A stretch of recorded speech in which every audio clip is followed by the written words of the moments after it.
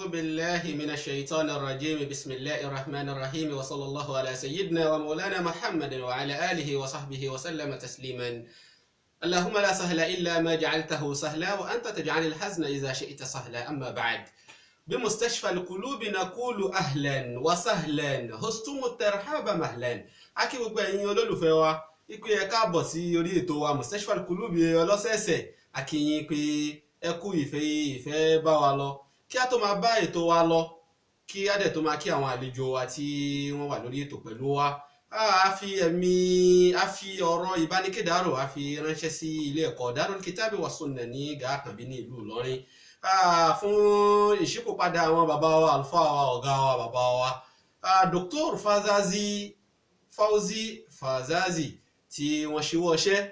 Kí Ọlọ́run kó bá gbàbọ̀ bàbá náà, kí a fi ọ̀rọ̀ ìbánikédàrò náà ìbánikẹ́dùn àfiránṣẹ́ sí àwọn bàbá wa Fadilatu Dr. Abdulkadir Salman Ṣọlágbẹ́rú. wọ́n kú aráfẹ́ra kú àwọn àfáà wa náà. A kí wọn, a kí ilé ẹ̀kọ́ Darul Kitabi wa Sunnah, a kí àwọn àfáà bẹ̀, a kí gbogbo ìlú Ìlọrin lápapọ̀. Kí Ọlọ́run kí ó jẹ́ kí ìgbà jìnà síra ọlá Nabi Muhammad la ilaha illallah. A sì fi ẹ̀mí ìmoore a fi hàn sí gbogbo àwọn olólùfẹ́ wa tí wọ́n bá wa lọ, pàtàkì jùlọ ọ̀rẹ́ wa olólùfẹ́ wa Alfa Yahya Muhyiddin Olúwaṣínà Ayọ̀mí. Àfà náà gbìyànjú nínú ìfẹ́ wọn tí wọ́n fi ń bá wa lọ. Àwọn náà bá wa fi design tẹ́ ń wò lẹ́yìn wa yìí, kí ni pósítà yìí, wọ́n bá wa fi dá sí ètò. Kí Ọlọ́run kí ó bá wa dúró ti àfà náà. A kí gbogbo àwa tí a wà nínú gúrùpù Al-Qudwatul Hasana náà àti gbogbo àwọn olólùfẹ́ tí ó kù tí wọ́n bá wa lọ, Ọlọ́run bá dúró tì wá lórí ẹ́písòdù wa ẹlẹ́ẹ̀kẹfà tí à ń bá lọ. Ẹ́písòdù náà èyí tí a ṣe lọ tí ń ṣe ẹ́písòdù ẹlẹ́ẹ̀karùn-ún, òun náà ni a sọ̀rọ̀ lórí ẹ̀gàn tí ń ṣe envy, ìlara. Orí ètò náà ni a wà. So tí àwọn àlejò wa tí wọ́n bá wa sọ̀rọ̀ ní ìjẹjọ, àwọn náà ni a tún gbé wá sí orí ètò. Àwọn àfáà wa Abdulwadud Uthman, àwọn ni wọ́n bá wa sọ̀rọ̀. Wọ́n bá wa sọ̀rọ̀ lórí pé kí ni wọ́n pè bẹ́ẹ̀, wọ́n dẹ̀ bá wa sọ̀rọ̀ lórí ọ̀nà mélòó ló pín sí ní ìjẹjọ. A kí àwọn àlejò wa náà ní ẹ̀kan sí àwọn àlùfáà wa Abdulwadud Uthman. Síwájú kí a tó kàn sí wọn, orúkọ èmi tí mo ń bá yín sọ̀rọ̀ náà ni ọmọ yín, olólùfẹ́ yín, àbúrò yín, Kamaluddin Agnes Shakirullah. A kí àwọn àlejò wa kí wọ́n dákun kí wọ́n bá wa sálámà sí àwọn aráalé. Marhaban bikum, ẹ bá wa sálámà sí gbogbo àwọn jàmáà. Assalamu alaikum wa rahmatullahi wa barakatuh. Wa alaikum assalam wa rahmatullahi wa barakatuh. Gẹ́gẹ́ bí a ti ń bá lọ ní ìjẹjọ, tá a gbádùn yín lọ́pọ̀lọpọ̀. Ẹ ṣeun, ẹ kú ìdáwalóhùn ní ìjẹjọ.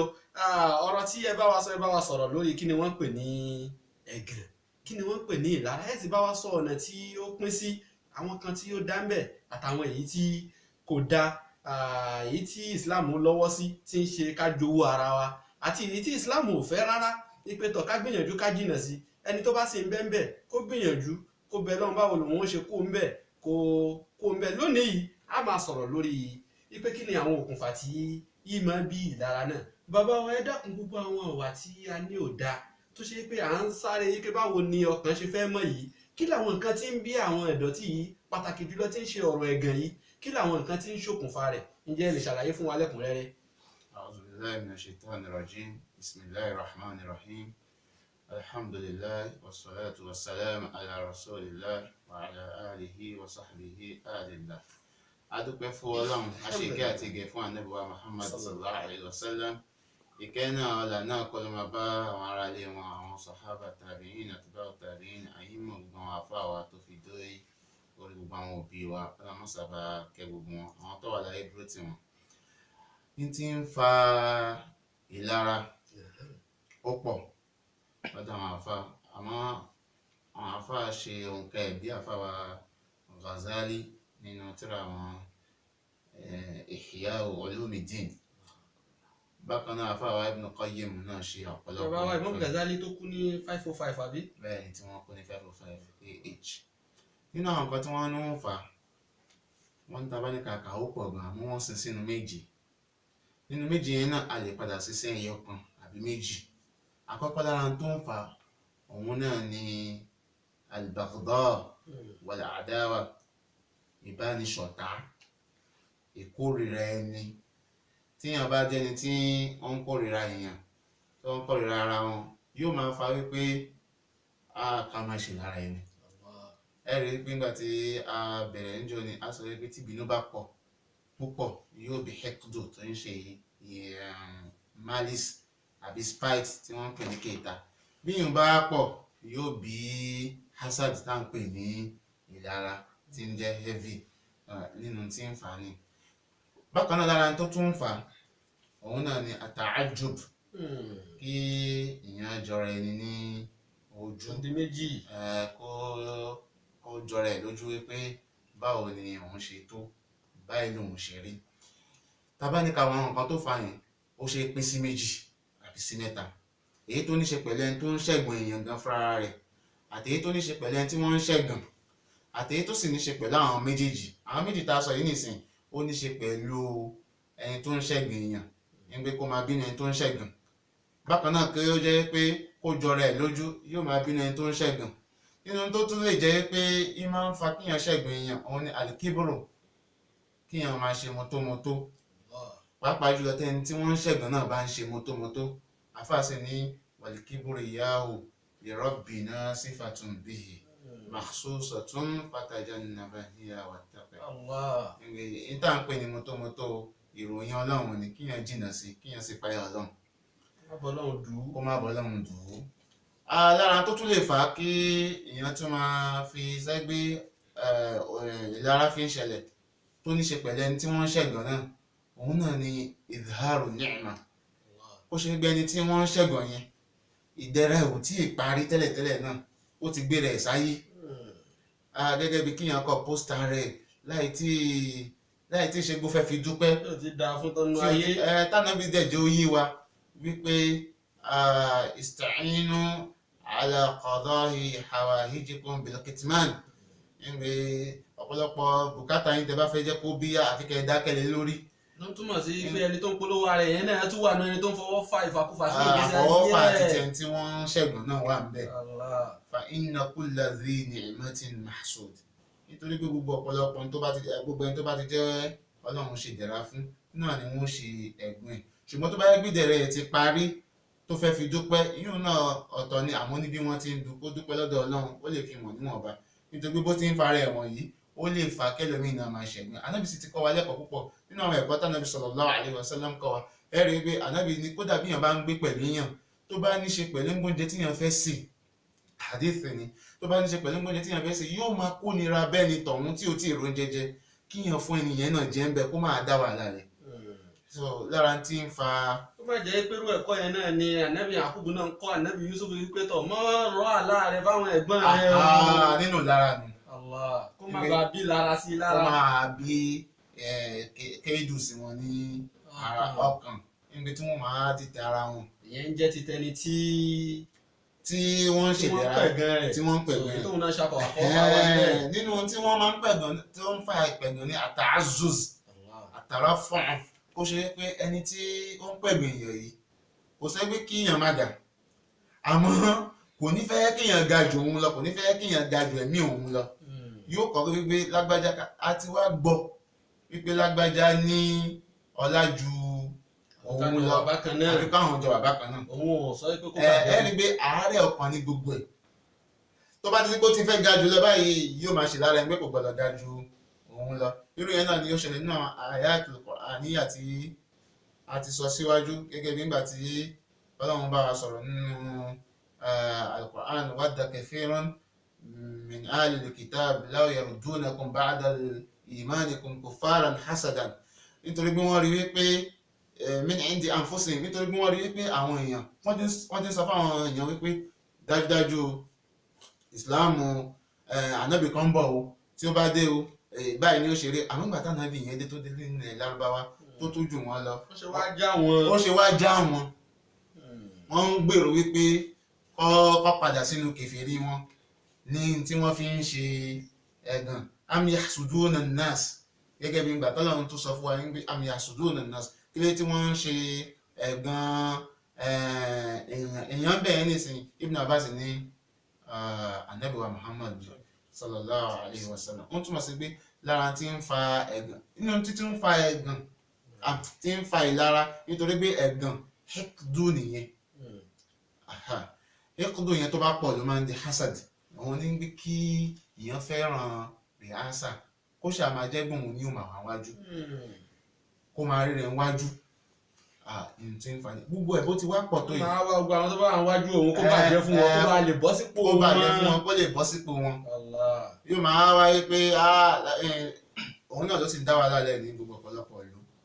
Ẹni tó lè túbẹ̀ ṣe wọn ó dìtẹ̀ wọn ó pẹ̀gbọ́n ẹ̀ wọn ó ṣe láàrẹ̀ kó lè jábọ́. Bákan náà nínú tó lè tún fa òun náà ni kí tazahum ṣẹlẹ̀ níbi kó jẹ́ pé kí wọ́n máa lé ipò kan wọ́n á ṣe bí wọ́n jọ ń dù wọ́n kàn fẹ́ jẹ́ pé ó kàn fẹ́ wo kíní yẹn ní wíwo gbá dandan ni kó jẹ́ pé èmi ni màá ní bí ìyàwó méjì lọ́dọ̀ ọkọ àbí ọmọléke púpọ̀ lọ́dọ̀ àfà wọ́n máa wá kó ṣe pé ìkún máa wá kó ṣe pé èmi ni àfọ onífẹ̀ẹ́ jù yóò máa ṣe ìlara bẹ́ẹ̀ àwọn ẹnìkejì so látàrí pé kọ́ lè gba títì. so àwọn òkùnfà tí máa fà rèé. wọ́n pọ̀ nínú tó wá máa tó wá lágbára jù ń bẹ̀rù ni pé kẹ́mi dọ̀tí tẹ́mi bá dọ̀tí yóò máa fa ìlara sí ọkàn. ẹ ṣeun púpọ̀ ẹ kú àwọn ọ̀rọ̀ olówó iyebíye tẹ́ fi dá wa lẹ́kọ̀ọ́ yìí àwọn òkùnfà wọ́n jẹ́ ó yé wa pé àwọn òkùnfà tí máa fa ìlara yìí wọ́n níbi méje ni ìmáàmù wa al-Imam al-Ghazali yìí ni wọ́n pín sí. Imam Ghazali àti mọ̀ wọ́n nínú àwọn àfáà wa ni wọ́n tó ṣe pé wọ́n mójútó ọ̀rọ̀ ẹ̀sìn bó ti yẹ wọ́n sì ṣètò lórí ike báwo la ṣe fọ ẹ̀mí wa nínú àwọn tírà tí wọ́n ṣe lórí báwo ni a ṣe fẹ́ fọ ẹ̀mí òun náà ni tírà Ihya Ulumuddin. Imam Ghazali yìí tá a bá ní gbàgbé àwọn bàbá wa náà wọ́n kú ní 505 Hijri. Wọ́n jẹ́ ó yé wa pé àwọn òkùnfà tí àwọn bàbá náà kà pé wọ́n lọ síbi méje bí kéèyàn máa bínú bí kéèyàn máa ṣègbéraga bí pé tọ̀ yìí mo fẹ́ jó lórí bí ká sọ pé kóyèyàn máa polówó ara ẹ̀ náà ju bó ti yẹ lọ ìyẹn làwọn nǹkan tó ṣe pé yìí máa fa pé káwọn ẹlòmíràn tún bínú sí kọ́ máa bínú sí ni. So méjèèjì tí ẹ kàkalẹ̀ fún wa yẹn ǹjẹ́ tí gbogbo àwọn kíní yìí bá ti wá jókòó sí ni lára tí wọ́n ráàyè jókòó bóyá ó ti jókòó yẹn tó jẹ́ àti mọ̀ yípa dánwò ni kí làwọn nǹkan tí máa fà kí ni àwọn àtàrò rẹ̀ àwọn impact tí àwọn kíní náà máa ń dá sí ara ẹni yálà sí ara ẹni tí ń pẹ̀gàn ni àbí sára ẹni tí wọ́n ń pẹ̀gàn rẹ̀ ǹjẹ́ lè ṣàlàyé fún wa lẹ́kùnrẹ́rẹ́ kí ni àwọn impact tí ó wà fún. ẹ ṣeun púpọ̀ ẹni pé nígbà tá a sọ́gẹ́ àdáwà ni tó bá fọ̀tá àwọn ni àfáà sọ́gẹ́ kúlù àdáwà tì kọ́dí tó rújá mawaddatuha illa adawatu man adaka min hasadi. Irú ìyẹn nìsín ẹni tó bá yẹ gbé ìlara ni ó bí kí wọ́n jọ máa bí ọ̀tá ìfẹ́ tí wọ́n jọ nílà ara wọn kò ní ṣe tètè dá padà wá mọ́ gbogbo ọ̀tá pátá ló jẹ́ pé kọ́tòròjà mawaddatuha èèyàn lè padà rẹ́ wọ́n lè padà nífẹ̀ẹ́ ara ẹni kọ́tòròjà izalatuha kọ́tòròjà imadatuha èèyàn lè sọ pé ọ̀tá yìí ó tàn jẹ́ kan àmọ́ ọ̀tá tó bá ṣe wípé níbi ìlara ni òun tètè tán so ó túmọ̀ sí pé ó nípa lórí ẹni tí ó ń ṣe lára bákan náà ló nípa lórí ẹni tí wọ́n ń ṣe lára ẹ̀ bákan náà ló sì nípa lórí àwùjọ ó sì nípa nínú ẹ̀sìn nísìn anábì sallallahu alaihi wasallam ó jẹ́ orí wa ń gbé dabba ilaykum da'wal umami qablakum al-baghdha wal asad ń gbé àrùn àwọn ọjọ́ tó ti ṣíwájú tí yóò máa fọ́ká ní àárín yín tó ti fọ́ká láàrin yín irú ẹni kó ṣe é gbé kíyàn kó rẹ̀ ẹni àti ìlara ẹni wọ́n túmọ̀ sí pé bí kíní yẹn bá pọ̀ yóò jẹ́ kẹ́sìn kó fẹ́lẹ́ nítorí pé yóò kópa ń bẹ̀ nítorí pé Ànábì ní hálíkọ́tù dínì ni yín máa ń fa ẹ̀sìn bí èèyàn ti máa ń fárun orí ni. lẹ́yìn fi máa wá mẹ́sì òun yóò kírun fá yóò gbàwẹ̀ fá kò wá ní ẹ̀san bẹ́ẹ̀ nítorí ìwà ìlẹ́kọ̀ọ́ tó wù. torí ìwà ìlẹ́kọ̀ọ́ tó wù. nínú orípa tó tún wá ní lọ́dọ̀ ẹni tí ó ń ṣe ìlara òun ní pé yóò ba iṣẹ́ ẹ̀jẹ̀. Ànábì ní sallallahu alaihi wasallam iyyakum wal hasad fa inna al hasada ya'kulu al hasanati kama ta'kulu an-naru al-hatab ànábì ní ó dọwọ́ yín pẹ̀lú ìlara nítorí gbé ìlara yóò máa jẹ iṣẹ́ dáadé èèyàn ẹ máa ní bí igi bá da bí èèyàn bá sọná sí yóò tètè múná èyí tó bá dá nínú iṣẹ́ ẹ̀ náà bẹ́ẹ̀ náà ni yóò tètè múná bí ìlara ti máa ń jẹ iṣẹ́ èèyàn nìyẹn bí iná ti máa ń jẹ igi ìṣẹ́pẹ̀ tí ó máa ń jẹ igi tó gbádùn bẹ́ẹ̀ ni ìlara ti máa ń jẹ. ẹ ṣeun púpọ̀. tó ń túmọ̀ sí pé ó ní ìlapa lọ́dọ̀ ẹni tó ń ṣe ìlara fúnra rẹ̀ ẹni tó ń ṣe ìlara nísìnyí yóò tún mú kí gbogbo ayé kọ́ tì ayé ó kọ́ tì wípé ẹni yìí nítorí pé yóò bí ọ̀pọ̀lọpọ̀ atrocities òun náà ni yóò bí kọ́ máa sọ̀rọ̀ èèyàn lẹ́yìn nàmímà ni rébà ni gbogbo tánàbí sọ yìí gbé yìí máa ń fa ìdásínú ìlara ní òbí nínú tí ó ṣe sí àwùjọ tí ìlara ó ṣe sí àwùjọ òun ni pé àwùjọ kò ní gbádùn Ànábì sallallahu alaihi wasallam jẹ́ kó yé wa wípé alhassad wípé la yazalu an-nas bi khair ma lam yatahasadu àwọn èèyàn ní yé máa gbégbèsè ayé gidi lọ́dún ọ̀gbà tí wọ́n bá yé máa ṣe ìlara. ó túmọ̀ sí pé àdánwò ńláńlá ni èrò hasadi yìí tí ò da òun ní àfáà náà kí n fi ẹ má bínú kí n fi kún yín lọ́wọ́ lórí ọ̀rọ̀ tẹ́ sọ òun àfáà àgbà kan sọ fún wa pé ẹ̀yà hasidanli alani ìmẹ́tì. àṣì ń bọ̀ ń bẹ́ẹ̀ nítorí nígbà tó bá débi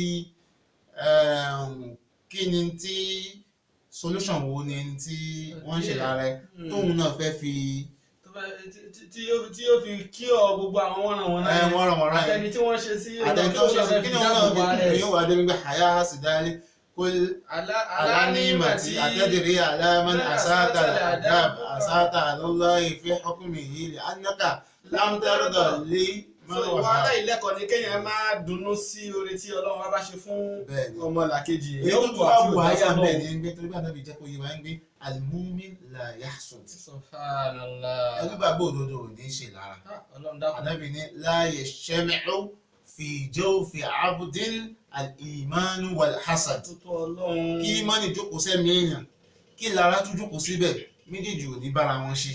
Ọlọ́run dákun bá wa fọ gba àwọn ọ̀dọ́ tí yìí kúrò.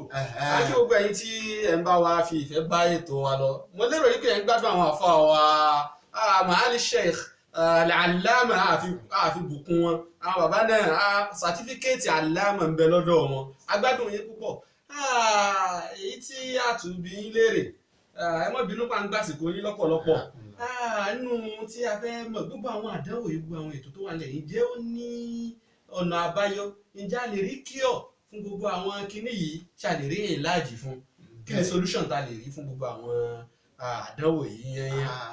àdánwò yìí àdánwò tó lágbára ni. kó là wá ń bẹ̀ bẹ́ẹ̀ ni nítorí pé níbi lílágbára ẹ̀ àwọn afọ́n ní tafsir jẹ́ oyè wa ń gbé nígbà tó náà ní wàmí sharri hasidin iza hasad ń gbé látara títóbi tí hasad lágbára ni Ọlọ́run fi tì sí ọwọ́ yẹn Ọlọ́run ló mọ̀ tí tóbi ti sọ́wọ́ yẹn pẹ̀lú hekima àmọ́ nínú tí yẹn fi ń bí akíní yìí òun ni bí gbogbo àwọn àdánwò yìí ṣe pọ̀ tó yìí àwọn àsìbáàbò yìí ṣe pọ̀ tó yìí á rí bí ọ̀pọ̀lọpọ̀ tó ń fà á lọ́lákọ̀ọ́kọ́ ni bí ìjìnà sẹ́sìn tíyàn bá jìnà sẹ́sìn gbogbo ìmọ̀ ẹ̀sìn tó jẹ́ kó kọ́ ni tíyàn jìnà sí yóò jẹ́ kí kíní yẹn máa gbalẹ̀ sí. ṣé pé ká má kírun mọ́ àbí ká má gbàgbé àbí kí lẹ gbà lérò pẹ̀lú pé kéèyàn jìnà sẹ́sìn. ẹ ṣeun ẹ máa ń gbénu hadithi ẹlẹ́ẹ̀kejì Ànábì jẹ́ ó yé wa pé Jibrilu atakum yu'allimukum dinakum nígbà Ànábì Jibrilu wá kọ́ yín nípa ẹ̀sìn yín ó sọ ń pa ìsìláàmù fún wa ó sọ ń pa ìmánu fún wa ó sọ ń pa ìsánù fún wa ìjìnà sẹ́sìn níbi ìsìláàmù àti ká kírun ká yan zakati ká gbàwẹ̀ ká lọ sáájì ká ṣe ṣàhádà ìjìnà sẹ́sìn àkọ́kọ́ nìyí ìjìnà sẹ́sìn níbi ìmánu ẹni tó ní ìmánu sí kádàrá kò ní ṣe lára al-imanu bil qadar tó bá ní mọ́ni wípé kádàrá òun ò ní fún òun kò ní ṣe lára so bàbá Ghazali wọ́n jẹ́ oyè wa wípé méjì ó ṣe fi bí ẹ̀ tàbá ní ká kó sínú méjì tàbá sì fẹ́ kó sí fọ́ sí wẹ́wẹ́ a lè mú sí wẹ́wẹ́ fọ́ sí wẹ́wẹ́ àkọ́kọ́ ní tí yóò fi bí ẹ̀ ní pé kóun gan kọ́kọ́ ọmọ yẹn tó ń ṣe lára yẹn ó máa gbé kinní yẹn dọ́rà rò ló jẹ́ fóun ewu ló jẹ́ fóun ó jẹ́ ìnira fún ẹ̀mí òun láyé láti discover àyípadánwò ní ó discover ẹ̀mí àdánwò nǹkan ládánwò yóò tètè mọ́ báwo lòun ṣe rí tó bá discover ẹ̀mí àdánwò ni òun bọ́ lọ́run dùn kan òun bínú sáwọn ọ̀rẹ́ Ọlọ́run, òun ń ba ayé jẹ́, wọ́n túmọ̀ sí wípé yóò lè stọ́dì bóòwò lòun ṣe bí àbùkátẹ̀. nínú ọ̀nà àbáyọ ní pé ká mọ̀ ládánwò. ká mọ̀ ládánwò. nínú ìmọ̀ ládánwò yẹn náà láti wá mọ̀ pé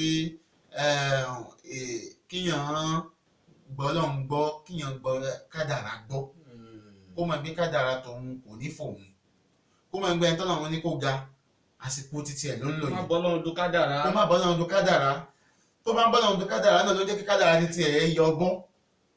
lára èyí tí bàbá Ghazali sọ ní pé wàlẹ̀ amal, kó wá ṣiṣẹ́ tọ gbogbo èyí tí yóò jẹ́ ìdàkejì gbogbo tá a kà kalẹ̀ yìí, kó jẹ́ wípé ẹni tí yóò máa tọ Al-Qur'an ni, nítorí pé ṣìfáhùn lè máa fi sùdọ̀. Ọlọ́run mọ̀ yọ àwọn àdánwò yẹn kúrò. gbogbo àdánwò yẹn yóò kó gẹ́gẹ́ bí tọ́lọ́ ṣe sọ fún wa ní Suratul Isra Quran 17 wípé ìwòsàn ni Al-Qur'an jẹ́. bákan náà yóò jẹ́ ẹni tí yóò máa ṣe àwọ́zù púpọ̀, kó máa ṣàdúrà púpọ̀, kó máa ṣe zikiri, nítorí pé Ànábì ní iza hasadta fastaghfir. tó bá ti rí bí lára fẹ́ gbẹ, tọrọ àforíjì. wa idha dhananta fala tuhaqqiq. tó bá jẹ́ gbé orí wípé òun ro nǹkan tí ò dá síyàn ni, nítorí nǹkan mẹ́ta tí máa ń ṣẹlẹ̀ síyàn nínú ẹni kíyàn ṣe ìlara. tó bá ro nǹkan tí ò dá síyàn, má mú kíní yẹn ṣe èròkérò. nínú tí ó máa tún wá ń fà á tíyàn fi máa ń bí àbùkátà ẹ̀mọ́ gbé yàn bá lọ sọ́spítù, yóò ní solution kankan pẹ̀lú patient kankan. àmọ́ àkọ́fẹ́sọ ní mujmal wípé lára solution nínú tó máa ń fa solution rẹ̀, òun náà ni kó jẹ́ pé kíyàn jẹ́ ẹni tí ó ń tọrẹ àánú. tóun náà bá ń tọrẹ àánú, Ọlọ́run ó padà ṣoore tí òun náà fẹ́ máa ṣe lára yẹn, Ọlọ́run ó ṣe fóun náà. Ọlọ́run ó ṣe fóun náà. Allahu Akbar. tó bá yìí jẹ́ pé ẹni tí ó jẹ́ pé ó ń ṣàdúrà púpọ̀, ó tún rántí ikú. nígbà tí àfáà ní wípé waladatika idh waladatika ummuka bakiyan. wannasu hawlaka yadhakuna surura. ẹ ṣeun bàbá. waladatika idh waladatika ummuka bakiyan, níjọ́ tí olúkàlùkù tí àwọn òbí rẹ̀ ó bí, wọ́n bí lẹ́ni tó ń sunkún, nítorí tí ò bá sunkún wọn ní mọ̀ gbó wà láyé. ẹkún tiẹ̀ ló fà dùnnú fáwọn tó wà nílẹ̀. wọ́n a máa lè yá omi ìtẹ̀kùnú bàkà ó. wá ṣiṣẹ́ di ijọ́ tó ṣe é gbéjọ́ tí àwọn èèyàn bá ń sunkún, táwọn èèyàn bá ń sunkún fi yá omi mọ́ ò tí kàdá ìka máa sọ. Allahu Akbar. àwọn ẹ̀kọ́ lálẹ́ tí wọ́n rán wa ní tí ẹnìyẹn yóò jẹ́ ẹni tí ó máa rẹ́rìn tí ó sì máa dunnú níjọ́ táwọn èèyàn bá ń sunkún pé lágbájá lọ, òun ó ti ṣiṣẹ́ kalẹ̀. ìdẹ́ni tó bá máa gbé kún bẹ́ẹ̀ tó sì mọ̀ pé dandan ní kóun ṣiṣẹ́ kalẹ̀, kò ní ṣe lára ẹni kejì, yóò lè ṣe iṣẹ́ rere kalẹ̀ fún gbogbo ohun tí àwí. ìpáyà Ọlọ́run ó tún wà ń bẹ̀, ìyẹn níbi ẹni tí ń ṣe lára. ẹni tí wọ́n wá ń ṣe lára ẹ̀ náà, òun náà ní wípé kóun náà kó jẹ́ ẹni tí yóò máa tọrọ àdúrà fẹ́ni tí wọ́n ń ṣe lára òun, kó jẹ́ ẹni tí ó ná mojú kúrò. ẹni pé àyà tí àkàlẹ̀ kan nígbà tó fẹ́ dé parí, Ọlọ́run sọ fún un pé fasfahu wa'fu fasfahu, nígbà ṣàmójú kúrò. nítorí pé tó bá ṣàmójú kúrò, tó bá ẹgbẹ́ tí ń ṣe lára èèyàn tó bá mọ̀ ni, ẹni tó ń ṣe lára tó bá mọ̀ ni, òun náà tún ní gbé ọwọ́ kọ́wọ́. ibi ìṣàmójú kúrò yẹn kò gbọdọ̀ tún dúró bẹ́ẹ̀, òun náà gbọdọ̀ tún jẹ́ ẹni tí ó máa ṣàdúà. nítorí pé ibẹ̀ náà ní pé àyà hasidálé alánímọ̀tì àtẹ́dírí alámẹ́ni asátà adab asátà alọ́lá ìfí hukmi li'annaka lam tarda li ma wahab fakana jazauka an zada li wasadda alayka tariqa talab. nítorí pé yíò ó lè kún fún. bákan náà àfáà ní pé isbir ala madad al-hasudi fa inna sabraka qatilu ta'kulu ba'daha in lam tajidi ma ta'kulu. tíyàn bá ṣe sùúrù fẹ́ tí ń ṣe lára fún, ìlara tí ń ṣe yẹn yóò padà sọ́dọ̀ onílara. ẹ ṣeun púpọ̀, agbádùn yín púpọ̀. ẹ jẹ́ ó yé wa pé nínú àwọn solution tí èyàn fi kí ọ àdánwò yìí, nínú ẹ̀ náà ní pé kéèyàn discover rẹ̀, kó discover yìí pé kí ní àdánwò ni. nínú ẹ̀ náà dẹ̀ ní pé lẹ́yìn èyí kó máa tìláwà Kùránì, kó máa ṣàwẹ̀ kó máa tọrọ àforíjì lọ́dọ̀ ọlọ́run kó máa ṣe sàárà kó jẹ́ kí bẹ̀rù ọlọ́run jókòó nú ẹ̀mí òun so gbogbo àwọn nǹkan báyìí ọlọ́run fi lè mú gbogbo àwọn àdánwò yẹn kúrò kálásìkò bá gbà wájú báyìí lọ ni àbá tún fẹ́ tọ́pìkì yìí jù báyìí lọ agbádùn yín púpọ̀ àmọ̀ràn rẹ fún gbogbo ẹ̀yin tí ẹ̀ ń bá wa lọ ká gbìyànjú àdánwò ńláńlá tọ́lọ́run bá gbé kalẹ̀ yìí torí pé ó fẹ́ wọ́n nú ẹ̀dá tí a ní rí kèéta yìí lọ́dọ̀ rẹ̀ á rí lọ́dọ̀ àwọn àfáà tòun ti pé wọ́n kéwú wọ́n ka kùránì wọ́n ka díìsì á rí lọ́dọ̀ àwọn tí wọ́n ń ṣòwò á rí lọ́dọ̀ àwọn oníṣẹ́ ọwọ́ á rí lọ́dọ̀ àwọn oníṣẹ́ oṣù àdánwò ńláńlá lọ́lọ́run fi ṣe àfáà dẹ̀ jẹ́ ó yé wa wípé mal khayru sawmun yadhubu as-sa'imuna lahu wala salatun wala sawfun ala al-jasadi àfáà wa Al-Mutanabbi ló sọ ọ̀rọ̀ náà ó ní pé kì í ṣe pé ká gbàwẹ̀ kì í ṣe pé ká kírun ká gbàwẹ̀ ká yan zàká ká lọ sí hajj èyí nǹkan ni wọ́n ń pè lóore o ó ní pé wa innama huwa tariku sharri mutaraha ó ní pé nǹkan tá a mọ̀ lóore tá a bá fẹ́ mọ̀ ẹ́ léèyàn rẹ tá a bá fẹ́ mọ̀ yí pé tọ̀ oróore ṣe láyé òun náà ní kí gbogbo àwọn nǹkan tí ń jẹ́ wà tí ò dáa ìwà burúkú kó o yànda rẹ̀ wà nafduka sadra min ghillin wa min hasadin kó o gbìyànjú kó o ha kéèta kúò kó o ha kéèrò kúò torí pé àdánwò ńláńlá yìí kì í jẹ́ ó dáa fún yẹn ni kì í jẹ́ kéèyàn gbádùn ni yìí máa pàdánwò fún ni èyí ò mọ ọrùn yóò mọ gbẹ ẹ ṣeun púpọ̀ àdúpẹ́ lọ́wọ́ àwọn àlejò wa náà bàbá wa Fadilatu Sheikh Abdul Wadud Usman tí àwọn náà jẹ́ ọ̀kan gbòógì nínú àwọn tí wọ́n mójútó ẹ̀kọ́ ẹ̀sìn Islam ní ìlú Morocco bí yìí àwọn gba ṣahada alámọ̀ wọn ní ìlú Fes ní ilé ẹ̀kọ́ Abubakar Siddiq wọ́n wà ní marhala magisteri wọ́n ṣe master wọn lọ́wọ́ ẹ̀kọ́ Islam yìí náà ni wọ́n bá lọ ní ilé ẹ̀kọ́ ńlá ní ìlú mọ̀ọ́ká ní tí ń ṣe Darul Hadith tí ó jẹ́ ẹ̀ka kan ní abẹ́ ilé ẹ̀kọ́ Jamia Qarawiyyin University tí ó wà ní ìlú Fes akínyín káàbọ̀ bẹ́ẹ̀ ti dá wa lóhùn yá lérò pé bàbá tún pè yín lẹ́ẹ̀mí ẹ̀ tún dá wa lóhùn ní sọ pé akéré Ọlọ́run bá wa dúpẹ́ fún yín lọ́pọ̀lọpọ̀ yóò sì bá wa san yín ní ẹ̀san rẹ̀ gẹ́gẹ́ bẹ́ẹ̀ tí ń bá wa ká lọ a kí gbogbo háyà tí wọ́n mójútó ètò tí à ń ṣe yìí ní ìlú Morocco àwọn háyà náà àwọn náà ni NIOSA Nurul Islam Old Students Morocco chapter náà ni wọ́n gbé ètò yìí náà ní ọwọ́ kí Ọlọ́run kí ó dákun kó bá a dúró ti gbogbo àwọn ọmọ ẹgbẹ́ náà àti wọ́n bẹ ní ilẹ̀ yìí bàbá wa Sheikh Daud Alfanla Abdul Majid Ọlọ́run dákun bá wa dúró tì wọ́n Ọlọ́run dákun jẹ́ ó dáa fún wọn lórí ètò yìí àwọn náà wọ́n bá wa fọkàn bá a lọ so lórí kí báwo lọ́kàn wa ó ṣe mọ́ bàbá wa Alfanla náà dẹ̀ jẹ́ kí ó yé wa yí pé tọ̀ ẹnìkan ò ṣe ọ́ ẹnìkan ò ṣe mí ọkàn rẹ ló ń dààmú rẹ ẹnìkan ò ṣe ọ́ o so lórí kí báwo la ṣe fẹ́ tún ọkàn náà ṣe náà ní ètò tí a gbé kalẹ̀ yìí Ọlọ́run yóò dá fún bàbá wa Alfanla náà bàbá wa Mudirul Markaz Sheikh Habibullahi Adam Ọlọ́run dákun jẹ́ ó dá fún bàbá wa náà Ọlọ́run má jẹ́ àwa wọn tì àwọn bàbá wa náà ń bẹ ní ìlú Mọ́sárì lọ́wọ́lọ́wọ́ ààbò Ọlọ́run ìṣọ́ Ọlọ́run dákun ní wọn bá fi ṣọ́ wọn àti gbogbo àwọn afáwà lápapọ̀ látòkè délẹ̀ aqulu qawli hadha wa astaghfirullaha li wa lakum ẹ̀yin bàbá wa ẹ dákun bá wa ṣàdúrà fún gbogbo ilé then gbogbo èyí tà kàkàlẹ̀ yìí náà jẹ́ arí màsúrátì kan ní pàtó táà Nábì sọ pé kí a máa ṣe tá a fi ha gbogbo àwọn ìdọ̀tí náà kúrò ní àdúrà náà tí Ànábì sọ pé kí a lè máa ṣe dákun wọn fi ṣe wọn láǹfààní. Ànábì sallallahu alaihi wasallam fún aládùúgbò tó pọ̀ nínú ẹ̀ náà ni kíyàn máa ké Suratul Falaq àti Suratul Nas ìwọ̀n lè ké mẹ́ta sọ kó sáàdá sí Ọlọ́run là ní kò ní gbogbo àdánwò náà. Bákan náà Ànábì sọ fún wa yẹn pé ká máa ṣe Allahumma ya muqallibal qulub. ẹ jẹ́ kí èmi náà máa bá wa wí torí àwọn tí àwọn náà ń bá wa lọ tí wọ́n fẹ́ máa kọ́kàlẹ̀ Allahumma ya muqallibal qulub. Thabbit qulubana. Thabbit qulubana. ala ta'atik ṣẹ́ni bá tó tún rí ẹ̀kan sí. Allahumma ya muqallibal qulub. Thabbit qulubana. ala ta'atik ẹ ṣeun púpọ̀. Àwọn àwọn tí wọ́n ṣaláìsí bàbá wa Fawzi ọlọ́mọba ṣàlékún kẹfì àmín àmín ya bàbá rabbal wa alamin. Sheikh Islam Sheikh Muhammad Al-Awwal radiyallahu ta'ala tí anhu. gbogbo wa ń jẹ àǹfààní wọn nílùú yìí ọlọ́mọba sábà ṣìkẹ́ àti kẹfì àmín àwọn àmín bàbá tá a sì ń jàlè bẹ́rẹ̀ kan àwọn bàbá fáńlá bàbá Dr. Busiri bàbá wa Aríkéwòlò ọlọ́mọba sábà dúró tì wọn bàbá Sheikh Adam ọlọ́mọba pẹ̀lú wọn. àmín. ẹ ṣeun púpọ̀ akí gbogbo ẹ̀yin jọmọ́ wa ẹ̀yin lá máa bá àwa lẹ́mọ̀ rí ọlọ́run ò ní jẹ́ ká fi ẹnìkankan ṣàwátì. Assalamu alaikum wa rahmatullahi wa barakatuhu.